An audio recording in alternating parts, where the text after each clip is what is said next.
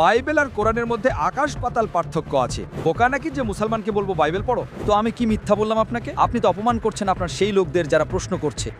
আমি খুব ভালোভাবে প্রশ্ন জিজ্ঞেস করলাম, আপনি অপমান শুরু করলেন। আমি এটা সহজভাবে বলছি, ভাই রাত 12:30টায় হাজার হাজার লোকের সময় নষ্ট করছেন আর বলছেন অপমান করছি।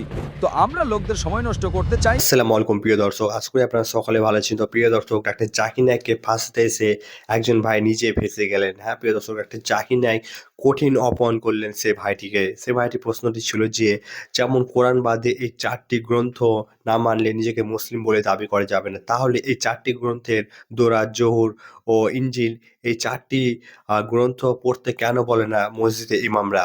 এটা কেন? তাহলে তো নিজেকে মুসলিম বলে দাবি করা যাবে না। কোরআন অনেকজনই পড়ছে, কিন্তু এই 4টি গ্রন্থ না পড়লে নিজেকে মুসলিম বলা যাবে না। কিন্তু আজ পর্যন্ত কোনই মুসলিম ভাইরা বলে না এই 4টির গ্রন্থের কথা।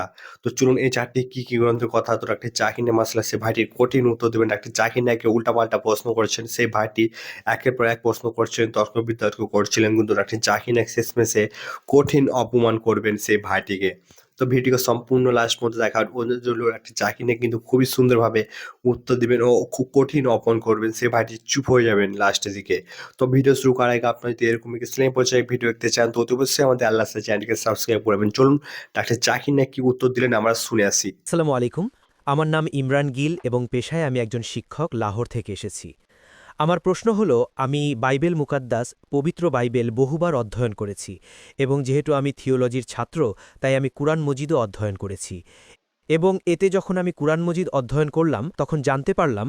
ভাই আপনার নাম কি বললেন? ইমরান গিল। আপনি কি মুসলমান না অমুসলিম? আমি খ্রিস্টান। খ্রিস্টান, ঠিক আছে। আবার বলবেন প্রশ্নটি।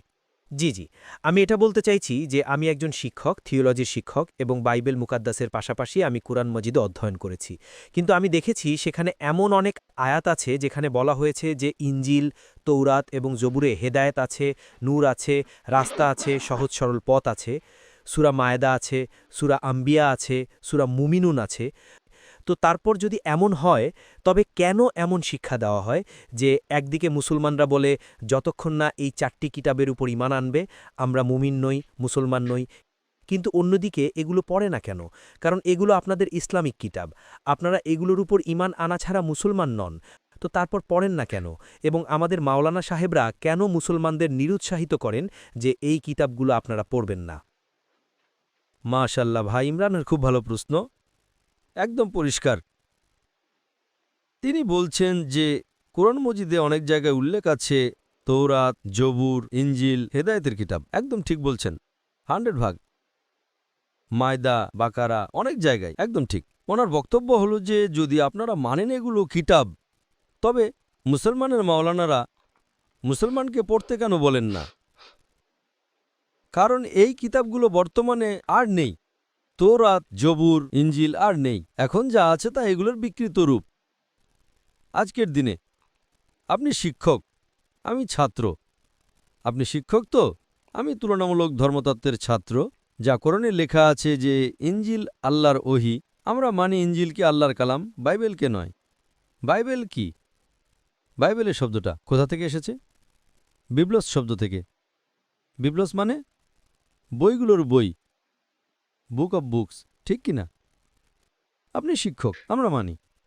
এখন আপনি পড়বেন গসপেল অ্যাকর্ডিং টু মার্ক, আপনি পড়বেন গসপেল অ্যাকর্ডিং টু ম্যাথিউ, আপনি পড়বেন গসপেল অ্যাকর্ডিং টু জন, আপনি পড়বেন গসপেল অ্যাকর্ডিং টু লুক। আমাদের চাই গসপেল অ্যাকর্ডিং টু জিসাস, ঈসা আলাইসাল্লাম। সেটা কোথায়? আমরা চাই যা ঈসা আলাইসাল্লামের উপর নাজিল হয়েছিল। এজন্যই মাঝে মাঝে মুসলমানরা ভুল করে। আমি বলি মাই বাইবেল, তো আরবিতে অনুবাদ করে ইনজিল। আমি বলি ভাই সাহেব, আমি বাইবেলকে ইনজিল বলিনি। এই বাইবেল যা আছে তা ইনজিল নয়। আল্লাহ তাআলা বলেছেন যে যত কিতাব আগে এসেছে তাদের হেফাজত করার ওয়াদা করেননি। কিন্তু সূরা হিজর, সূরা নম্বর 15, আয়াত নম্বর 9 আল্লাহ বলেন যে আমরা জিকির নাজিল করেছি এবং আমরাই এর হেফাজত করব, কারণ এটা শেষ কালাম। যত কালাম আমি আগে বলেছি আমার উত্তরে, যত কালাম কোরআন মজিদের আগে এসেছে কিতাবে লেখা আছে 4টা, তৌরাত, জবুর, ইনজিল, কোরআন। কিন্তু সূরা রাদ, সূরা নম্বর 13, আয়াত নম্বর 38 লেখা আছে যে আমরা প্রত্যেক যুগে একটা কিতাব নাজিল করেছি। ولكل أجل كتاب। প্রতিটি নির্দিষ্ট সময়ের জন্য একটা কিতাব, ঠিক? কিন্তু যত কিতাব কোরআন মজিদের আগে এসেছে সেগুলো শুধু একটা সময়ের জন্য ছিল এবং শুধু একটা জাতির জন্য ছিল। উদাহরণস্বরূপ, যে ইঞ্জিল নাজিল করা হয়েছিল, কোরআনে লেখা আছে যে ঈসা আলাইহিসসালাম বনী ইসরায়েলের জন্য একজন নবী হিসেবে প্রেরিত হয়েছিলেন। বাইবেলেও তার উল্লেখ আছে। তো সেটা সীমাবদ্ধ ছিল। তো যখন সীমাবদ্ধ, আল্লাহ তাআলা সেটাকে সঠিক মনে করেননি যে সেটাকে হেফাজত করবেন। আপনি শিক্ষক, আচ্ছা এডিশন এসেছে, বইয়ের edition, first edition, second edition, third edition, ভাই সাহেব চলে যে শিক্ষক, ঠিক? আপনি কি বলবেন বাচ্চারা ফার্স্ট এডিশন পড়ো? আপনি কি পড়াবেন? লেটেস্ট এডিশন পড়ো। আপনি কি আপনার বাচ্চাদের বলবেন আরে ফার্স্ট এডিশন পড়ো? হ্যাঁ, কিছু লোককে বলবেন গবেষণার জন্য। আপনি কি বলবেন সব বাচ্চারা ফার্স্ট এডিশন পড়ো? কেউ বলবে না। পাকিস্তানে কোনো শিক্ষক বলবে? হ্যাঁ কি না? আপনি কি বলবেন লেটেস্ট এডিশন পড়ো? যদি বিজ্ঞান পড়াচ্ছেন, লেটেস্ট পড়ো। কিছু লোক গবেষণা করে, আপনি গবেষণা করুন কিভাবে ফার্স্ট এডিশন এলো। তো আপনি পড়বেন আমি গবেষণা করছি, আমি পড়েছি বাইবেল। আমি বলি পুরো বাইবেল পড়ার সময় নষ্ট করা পাগলই নাকি? আমি পড়েছি, আপনারা কেন সময় নষ্ট করছেন? আমি আপনাকে সংক্ষেপে বুঝিয়ে দিচ্ছি, বুঝলেন আপনি? কারণ ইঞ্জিল হেদায়েতের কিতাব, কিন্তু সেই সময়ের জন্য, এবং আজ তা সংরক্ষিত নেই। আজ কত ধরনের বাইবেল আছে? বলেন কত ধরনের বাইবেল আছে আপনি জানেন? সেখানে বেশ কিছু সংস্করণ আছে। Quite a few. আপনার ফিউ এর সীমা কি? ফিউ এর সর্বোচ্চ সংখ্যা কি? কারণ এখানে 1 সেকেন্ড হয় 1 ঘন্টা। ফিউ মানে কত? যাই হোক না কেন আমি জানি না। আপনার হিসেবে, ভাই আমি পাঞ্জাবে, আমি জানি না সেখানে আপনার ভাই 1 সেকেন্ডকে 1 ঘন্টা বলে। আপনার ফিউ কত হয়? 100, 10,000? 100-র কম। ভুল। আমার লাইব্রেরিতে 200 বাইবেল আছে, 240টি। বাইবেলের হাজার হাজার সংস্করণ আছে। খ্রিস্টান পণ্ডিতদের মতে বাইবেলের 24,000 পাণ্ডুলিপি আছে, এবং কোনো দুটি এক নয়। 24,000 পাণ্ডুলিপি, 24,000, এবং কোনো দুটি এক নয়। বোম্বেতে আমার লাইব্রেরিতে প্রায় 240টি বাইবেল ছিল। 100-র কম ফিউ। কোরআন, আরবি কোরআন কয়টি? 1টি। অনুবাদ, বাইবেলের এই যে অনুবাদ সংস্করণ, মূল পাণ্ডুলিপি আলাদা। তো কোনটা পড়তে বলবো আমি তাদের? তো স্যার, যেটা আসল সেটা পড়ুক গিয়ে। যেটা আসল সেটাই নেই। আপনি বলেন না, খ্রিস্টান পণ্ডিতরা বলেন। ভাই আপনি খ্রিস্টান পণ্ডিতদের পড়েননি, আর আমি তো একমত হব না। আসল নেই। 24,000, এটা বলতে পারেন এটা আসলের সবচেয়ে কাছাকাছি। আচ্ছা, কিছু লোককে পড়া উচিত, আমি পড়ি না।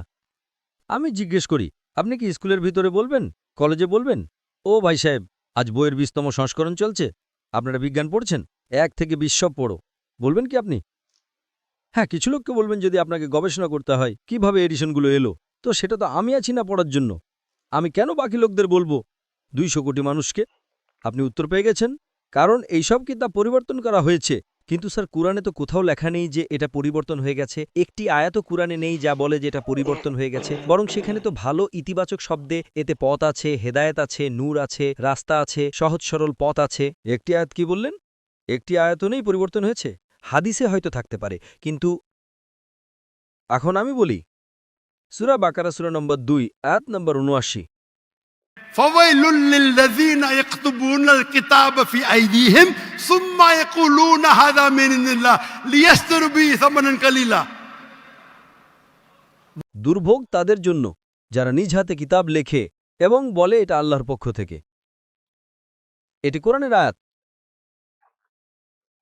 কুরআন কি পরিবর্তনের কথা বলেননি? বলেননি যে পরিবর্তন হয়ে গেছে? আরে কোরআন থেকে হাতে লেখে, ওটাই তো বলেছি না আমি। আসলটা নেই। এইসব যত বাইবেল আছে মানুষের হাতে লেখা, এবং এর উল্লেখ এটা বাইবেলেরই কথা হচ্ছে।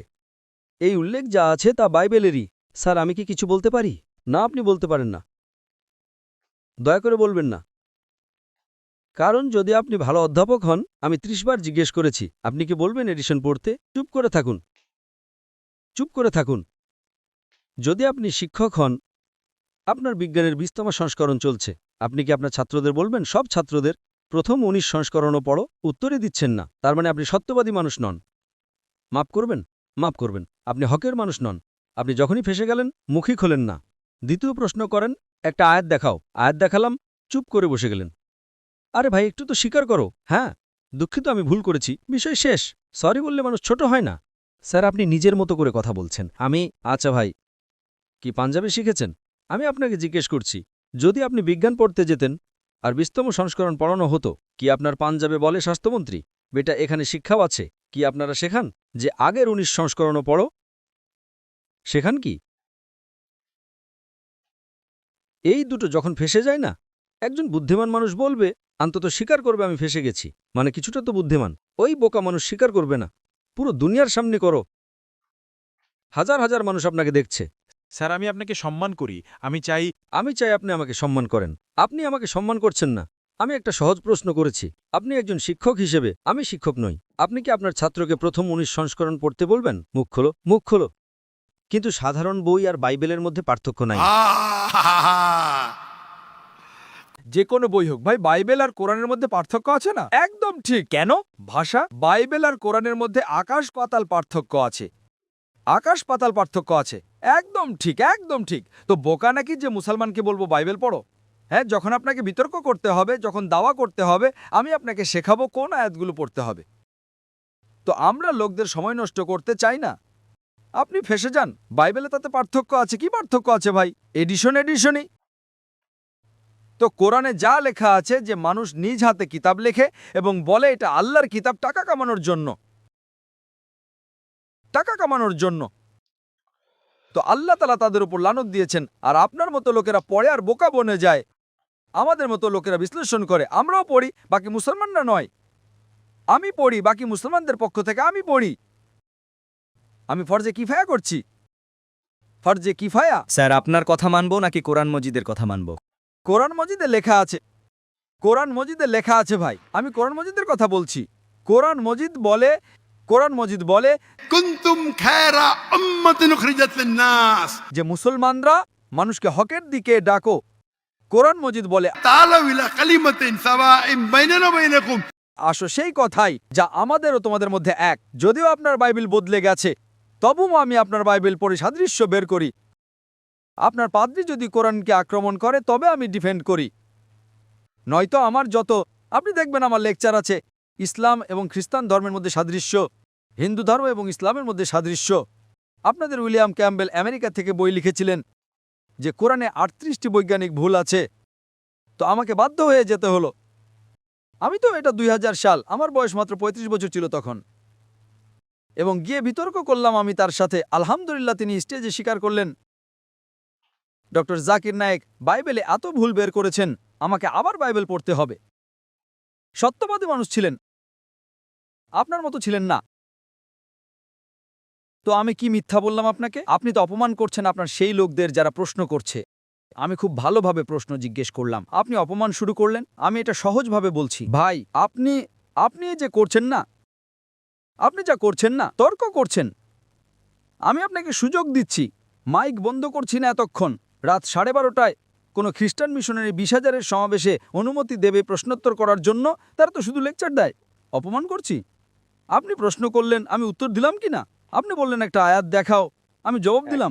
আপনার তো বলা উচিত ছিল মাশাআল্লাহ doctor Zakir Naik, thank you. আপনি থ্যাংক ইউ বলছেন না। Thank you. রাত 12:30টায় হাজার হাজার লোকের সময় নষ্ট করছেন আর বলছেন অপমান করছি। আল্লাহ আপনাকে হেদায়েত দিন, আল্লাহ আপনাকে হেদায়েত দিন। থ্যাংক ইউ বলার বদলে অপমান বলছেন। Thank you. আপনি আমার প্রশ্নের জবাব দিয়েছেন, অনেক শুক্রিয়া। বাস, জবাব তো দিয়েও দিলাম। আপনার এক প্রশ্নের না 3টি প্রশ্নের জবাব দিলাম, কারণ বাইবেল এটা ইনজিলের বিকৃত রূপ। কোরআনে কোথাও লেখা নেই যে বাইবেল আল্লাহর কিতাব। কোরআনে লেখা আছে ইনজিল। আজ ইনজিল আসল রূপে আর নেই। আজ যে বাইবেল আছে তা ইনজিলের বিকৃত রূপ। তার জন্য কিছু মুসলমানের গবেষণা করা উচিত, আমি করি, এবং বড় বড় পাদ্রীদের সাথে বিতর্ক করা উচিত যাতে তারা দিনের দিকে আসে। সব মুসলমানের সময় নষ্ট করার দরকারই নেই। এবং যখন আপনি বললেন একটাও আয়াত দেখাও যা বিগড়ে গেছে, ওটা তো বলে দিলাম যে মানুষ কিতাব লেখে।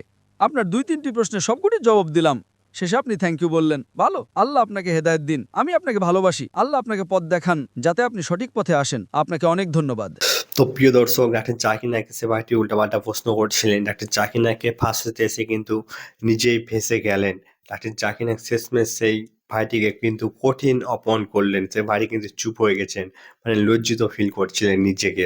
যে 4টি গ্রন্থ কথা বলছিল সেই 4টি গ্রন্থ কিন্তু কবেই এগুলো বন্ধ হয়ে গেছে। কিন্তু সে ভাইটিকে মাসালা কঠিন উত্তর দিলেন। ডাক্তার জাকির নায়েক কিন্তু হারাতে এসেছিলেন উল্টাপাল্টা প্রশ্ন করে। কিন্তু শেষমেশে ডাক্তার জাকির নায়েক সে ভাইটিকে কঠিন অপমান করলেন। এর জন্যই ডাক্তার জাকির নায়েককে আমরা জ্যান্ত কম্পিটিটর বলে থাকি। ডাক্তার জাকির নায়েককে যেকোনো প্রশ্ন করে না কেন তিনি কিন্তু উত্তর দিতে সক্ষম হয়। মাশাআল্লাহ এই জন্যই ডাক্তার জাকির নায়েককে আমরা জ্যান্ত কম্পিটিটর বলে থাকি। তো প্রিয় দর্শক ডাক্তার জাকির নায়েকের নিত্য নতুন লেকচারগুলো আপনাদেরকে কেমন লাগছে অতি অবশ্যই কিন্তু কমেন্ট বক্সে জানিয়ে যাবেন। তো আপনারা ভিডিওটিকে বেশি বেশি শেয়ার করে দিবেন, আমাদের মা বোনদেরকে দেখার সুযোগ করে দিবেন। তো দেখা হবে নতুন একটি ভিডিওর সাথে।